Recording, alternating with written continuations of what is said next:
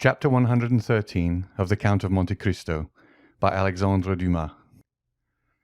Chapter 113. The Past. The Count departed with a sad heart from the house in which he had left Mercédès, probably never to behold her again. Since the death of little Edward, a great change had taken place in Monte Cristo. Having reached the summit of his vengeance by a long and tortuous path, he saw an abyss of doubt yawning before him. More than this, the conversation which had just taken place between Mercédès and himself had awakened so many recollections in his heart that he felt it necessary to combat with them. A man of the Count's temperament could not long indulge in that melancholy which can exist in common minds, but which destroys superior ones. He thought he must have made an error in his calculations if he now found cause to blame himself. "I cannot have deceived myself," he said. "I must look upon the past in a false light. What?" he continued. "Can I have been following a false path? Can the end which I proposed be a mistaken end? Can 1 hour have sufficed to prove to an architect that the work upon which he founded all his hopes was an impossible if not a sacrilegious undertaking? I cannot reconcile myself to this idea. It would madden me. The reason why I am now dissatisfied is that I have not a clear appreciation of the past. The past, like the country through which we walk, becomes indistinct as we advance. My position is like that of a person wounded in a dream. He feels the wound, though he cannot recollect when he received it. Come, then, thou regenerate man, thou extravagant prodigal, thou awakened sleeper, thou all-powerful visionary, thou invincible millionaire, once again review thy past life of starvation and wretchedness. Revisit the scenes where fate and misfortune conducted, and where despair received thee. Too many diamonds, too much gold and splendour are now reflected by the mirror in which Monte Cristo seeks to behold Dante. Hide thy diamonds, bury thy gold, shroud thy splendour, exchange riches for poverty, liberty for a prison, a living body for a corpse." As he thus reasoned, Monte Cristo walked down the Rue de la Caisserie. It was the same through which 24 years ago he had been conducted by a silent and nocturnal guard. The houses, today so smiling and animated, were on that dark night mute and closed. "And yet they were the same," murmured Monte Cristo. "Only now it is a broad daylight instead of night. It is the sun which brightens the place, and makes it appear so cheerful." He proceeded towards the quay by the Rue Saint-Laurent, and advanced to the Consigne. It was the point where he had embarked. A pleasure boat with striped awning was going by. Monte Cristo called the owner, who immediately rowed up to him with the eagerness of a boatman hoping for a good fare. The weather was magnificent, and the excursion a treat. The sun, red and flaming, was sinking into the embrace of the welcoming ocean. The sea, smooth as crystal, was now and then disturbed by the leaping of fish, which were pursued by some unseen enemy, and sought for safety in another element, while on the extreme verge of the horizon might be seen the fishermen's boats, white and graceful as the seagull, or the merchant vessels bound for Corsica or Spain. But notwithstanding the serene sky, the gracefully formed boats, and the golden light in which the whole scene was bathed, the Count of Monte Cristo, wrapped in his cloak, could think only of this terrible voyage, the details of which were one by one recalled to his memory. The solitary light burning at the Catalans, that first sight of the Château d'If which told him whither they were leading him, the struggle with the gendarme when he wished to throw himself overboard, his despair when he found himself vanquished, and the sensation when the muzzle of the carbine touched his forehead. All these were brought before him in vivid and frightful reality, like the streams which the heat of the summer has dried up, and which, after the autumnal storms, gradually begin oozing drop by drop. So did the Count feel his heart gradually fill with the bitterness which formerly nearly overwhelmed Edmond Dantès. Clear sky, swift flitting boats, and brilliant sunshine disappeared. The heavens were hung with black, and the gigantic structure of the Château d'If seemed like the phantom of a mortal enemy. As they reached the shore, the Count instinctively shrunk to the extreme end of the boat, and the owner was obliged to call out in his sweetest tone of voice, "Sir, we are at the landing." Monte Cristo remembered that on the very spot on the same rock he had been violently dragged by the guards, who forced him to ascend the slope at the points of their bayonets. The journey had seemed very long to Dante, but Monte Cristo found it equally short. Each stroke of the oar seemed to awaken a new throng of ideas which sprang up with the flying spray of the sea. There had been no prisoners confined in the Château d'If since the Revolution of July. It was only inhabited by a guard, kept there for the prevention of smuggling. A concierge waited at the door to exhibit to visitors this monument of curiosity, once a scene of terror. The Count inquired whether any of the ancient jailers were still there, but they had all been pensioned or had passed on to some other employment. The concierge who attended him had only been there since 1830. He visited his own dungeon. He again beheld the dull light vainly endeavouring to penetrate the narrow opening. His eyes rested upon the spot where had stood his bed, since then removed, and behind the bed the new stones indicated where the breach made by the Abbé Faria had been. Monte Cristo felt his limbs tremble. He seated himself upon a log of wood. "Are there any stories connected with this prison besides the one relating to the poisoning of Mirabeau?" asked the Count. "Are there any traditions respecting these dismal abodes, in which it is difficult to believe men can ever have imprisoned their fellow creatures?" "Yes, sir. Indeed, the jailer Antoine told me one connected with this very dungeon." Monte Cristo shuddered. Antoine had been his jailer.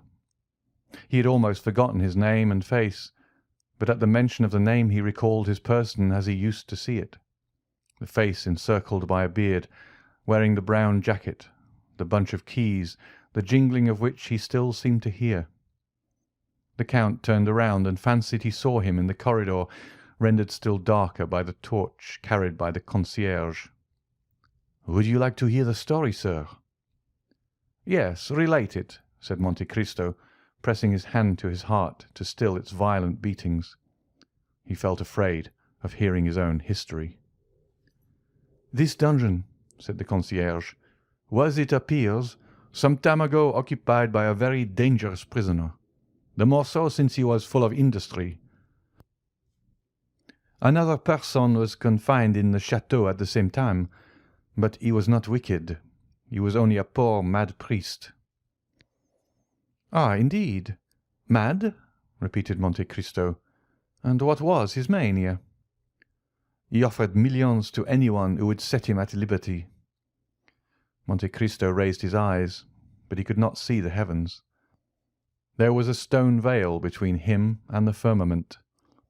He thought that there had been no less thick a veil before the eyes of those to whom Faria offered the treasures. "Could the prisoners see each other?" he asked. "Oh, no, sir. It was expressly forbidden. But they eluded the vigilance of the guards, and made a passage from one dungeon to the other."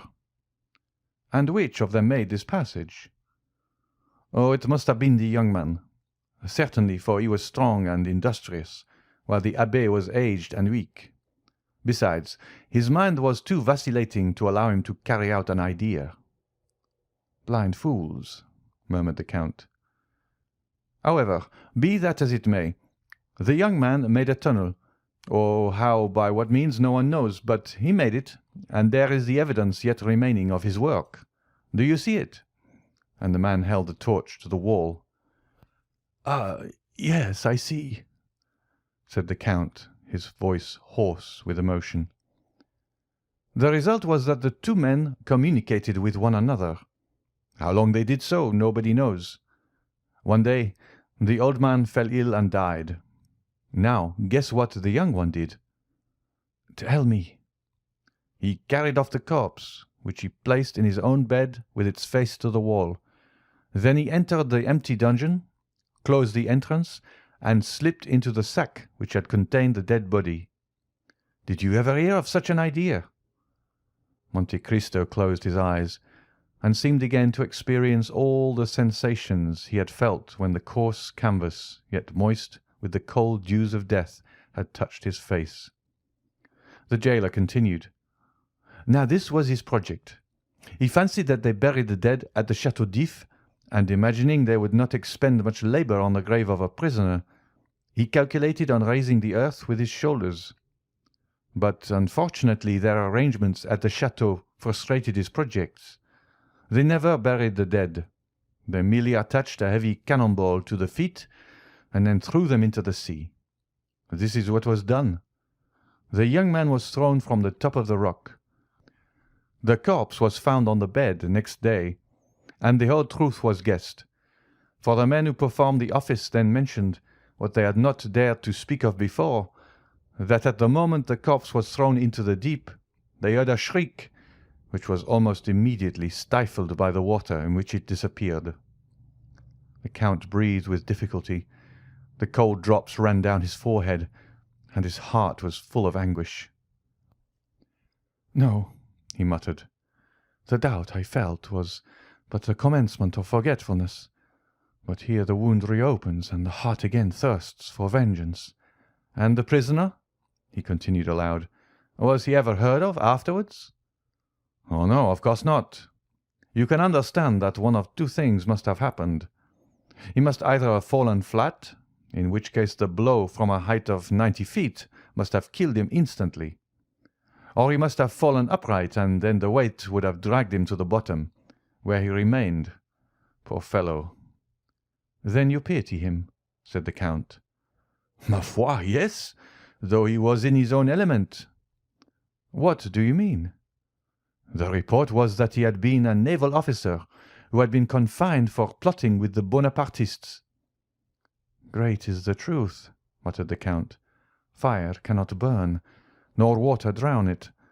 Thus the poor sailor lives in the recollection of those who narrate his history.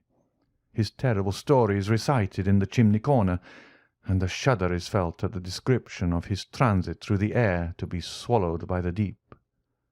Then the Count added aloud, "Was his name ever known?" "Oh, yes, but only as number 34.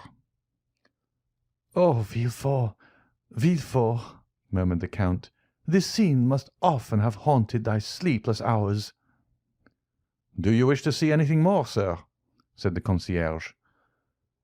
"Yes, especially if you would show me the poor Abbé's room." "Ah, numero 27.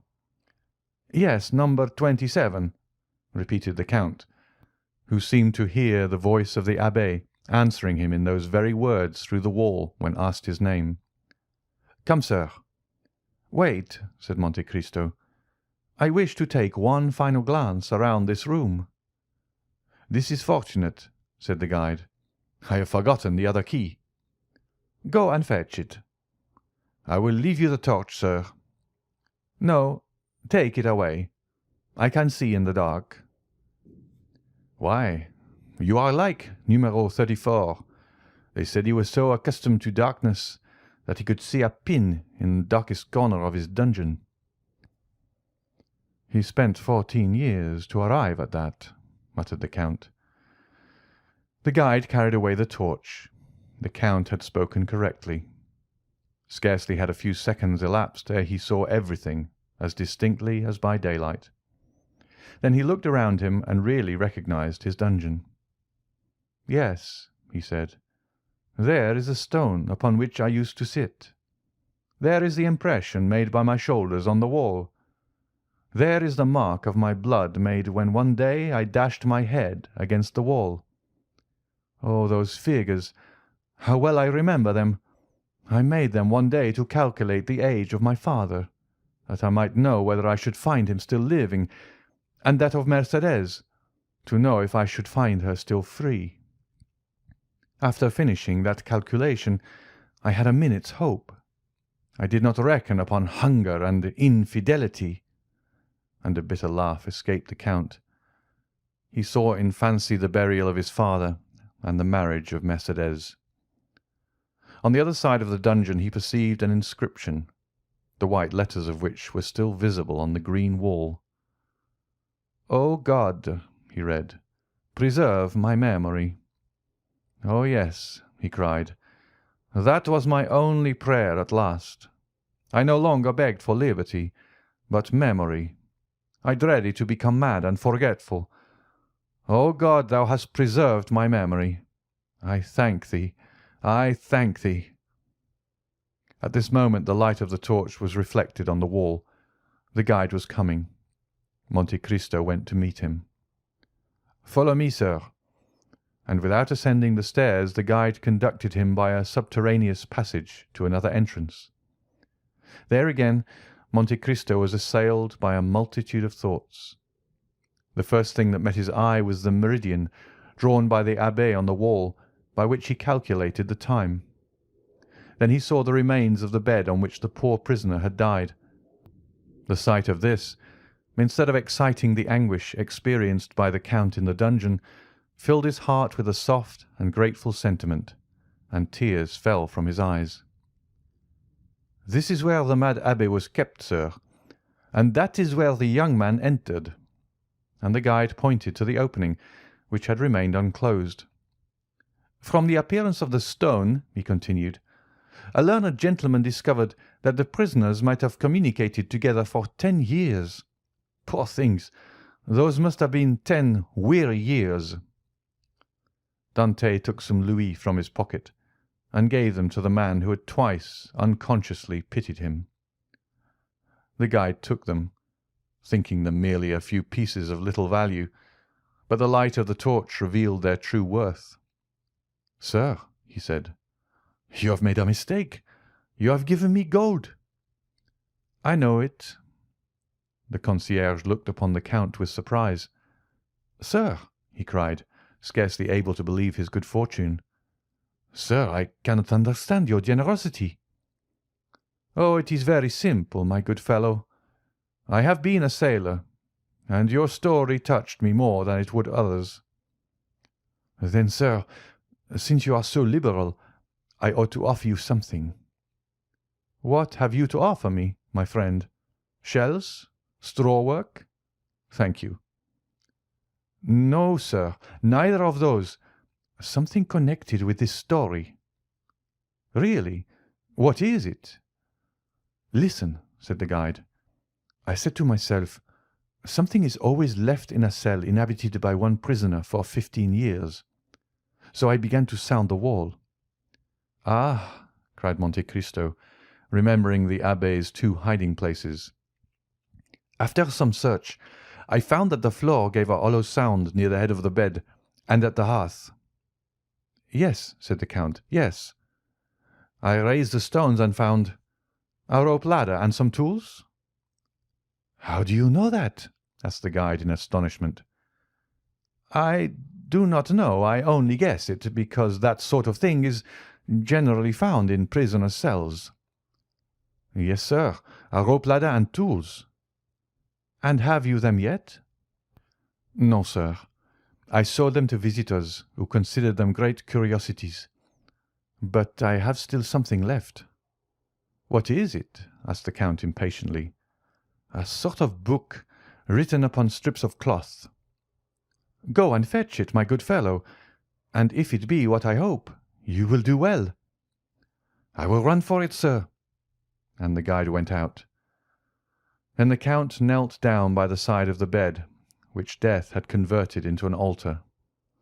"O second father," he exclaimed, "thou who hast given me liberty, knowledge, riches, thou who, like beings of a superior order to ourselves, couldst understand the science of good and evil, if in the depths of the tomb there still remains something within us which can respond to the voice of those who are left on earth, if after death the soul ever revisit the places where we have lived and suffered, then, noble heart, sublime soul, then I conjure thee, by the paternal love thou didst bear me, by the filial obedience I vowed to thee, grant me some sign, some revelation.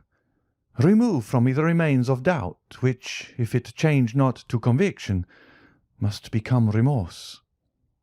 The Count bowed his head and clasped his hands together. "Here, sir," said a voice behind him. Monte Cristo shuddered and arose. The concierge held out the strips of cloth upon which the Abbé Faria had spread the riches of his mind. The manuscript was the great work by the Abbé Faria upon the kingdoms of Italy. The Count seized it hastily. His eyes immediately fell upon the epigraph, and he read, "Thou shalt tear out the dragon's teeth, and shalt trample the lions under foot, saith the Lord." "Ah!" he exclaimed, "here is my answer. Thanks, father, thanks." And feeling in his pocket, he took thence a small pocket-book which contained 10 banknotes, each of 1,000 francs. "Here," he said, "take this pocket-book." "Do you give it to me?" "Yes, but only on one condition, that you will not open it till I am gone." And placing in his breast the treasure he had just found, which was more valuable to him than the richest jewel, he rushed out of the corridor, and reaching his boat, cried, "To Marseille!" Then as he departed he fixed his eyes upon the gloomy prison. "Woe," he cried, "to those who confined me in that wretched prison, and woe to those who forgot that I was there!" As he repassed the Catalans, the Count turned around and, burying his head in his cloak, murmured the name of a woman. The victory was complete. Twice he had overcome his doubts. The name he pronounced in a voice of tenderness, amounting almost to love, was that of Haydée. On landing, the Count turned towards the cemetery, where he felt sure of finding Morrel. He, too, 10 years ago, had piously sought out a tomb, and sought it vainly. He, who returned to France with millions, had been unable to find the grave of his father, who had perished from hunger. Morrel had indeed placed a cross over the spot, but it had fallen down, and the grave-digger had burnt it, as he did all the old wood in the churchyard. The worthy merchant had been more fortunate. Dying in the arms of his children, he had been by them laid by the side of his wife, who had preceded him in eternity by 2 years. 2 large slabs of marble, on which were inscribed their names, were placed on either side of a little enclosure, railed in and shaded by 4 cypress trees. Morrel was leaning against one of these, mechanically fixing his eyes on the graves. His grief was so profound that he was nearly unconscious. "Maximilian," said the Count, "you should not look on the graves, but there," and he pointed upwards. "The dead are everywhere," said Morrel. "Did you not yourself tell me so as we left Paris?" "Maximilian," said the Count, "you asked me during the journey to allow you to remain some days at Marseille. Do you still wish to do so?" "I have no wishes, Count. Only I fancy I could pass the time less painfully here than anywhere else." "So much the better, for I must leave you. But I carry your word with me, do I not?" "Ah, Count, I shall forget it." "No, you will not forget it, because you are a man of honor, Morrel, because you have taken an oath, and are about to do so again." "Oh, Count, have pity upon me. I am so unhappy." "I have known a man much more unfortunate than you, Morrel." "Impossible." "Alas," said Monte Cristo, "it is the infirmity of our nature always to believe ourselves much more unhappy than those who groan by our sides." "What can be more wretched than the man who has lost all he loved and desired in the world?" "Listen, Morrel, and pay attention to what I am about to tell you. I knew a man who, like you, had fixed all his hopes of happiness upon a woman. He was young. He had an old father whom he loved, a betrothed bride whom he adored. He was about to marry her, when one of the caprices of fate, which would almost make us doubt the goodness of Providence, if that providence did not afterwards reveal itself by proving that all is but a means of conducting to an end. One of those caprices deprived him of his mistress, of the future of which he had dreamed, for in his blindness he forgot he could only read the present, and cast him into a dungeon. "Ah," said Morrel, "one quits a dungeon in a week, a month, or a year." "He remained there 14 years, Morrel," said the Count, placing his hand on the young man's shoulder. Maximilian shuddered. 14 years, he muttered. 14 years, repeated the Count. During that time he had many moments of despair. He also, Morrel, like you, considered himself the unhappiest of men. "Well?" asked Morrel. "Well, at the height of his despair, God assisted him through human means. At first, perhaps, he did not recognize the infinite mercy of the Lord, but at last he took patience and waited. One day he miraculously left the prison, transformed, rich, powerful. His first cry was for his father, but that father was dead." "My father, too, is dead," said Morrel. "Yes, but your father died in your arms, happy, respected, rich, and full of years.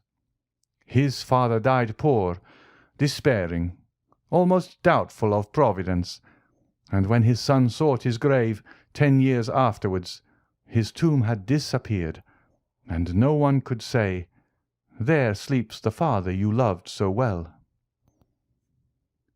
"Oh!" exclaimed Morrel. "He was, then, a more unhappy son than you, Morrel, for he could not even find his father's grave." "But then he had the woman he loved still remaining." "You are deceived, Morrel. That woman—" "She was dead?" "Worse than that. She was faithless, and had married one of the persecutors of her betrothed.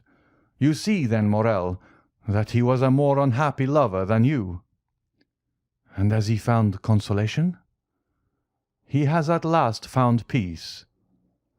"And does he ever expect to be happy?"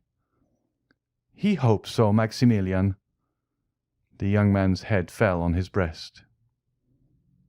"You have my promise," he said, after a minute's pause, extending his hand to Monte Cristo. "Only remember—" "On the 5th of October, Morrel, I shall expect you at the island of Monte Cristo. On the 4th a yacht will wait for you in the port of Bastia. It will be called the Eurus. You will give your name to the captain, who will bring you to me. It is understood, is it not?" "But, Count, do you remember that the 5th of October—" "Child," replied the Count, "not to know the value of a man's word. I have told you 20 times that if you wish to die on that day I will assist you. Morrel, farewell." "Do you leave me?" "Yes. I have business in Italy. I leave you alone with your misfortunes, and with hope, Maximilian." "When do you leave?" "Immediately. The steamer waits, and in an hour I shall be far from you. Will you accompany me to the harbour, Maximilian?" "I am entirely yours, Count." Morrel accompanied the Count to the harbour. The white steam was ascending like a plume of feathers from the black chimney. The steamer soon disappeared, and in an hour afterwards, as the Count had said, was scarcely distinguishable in the horizon amidst the fogs of the night. End of chapter 113.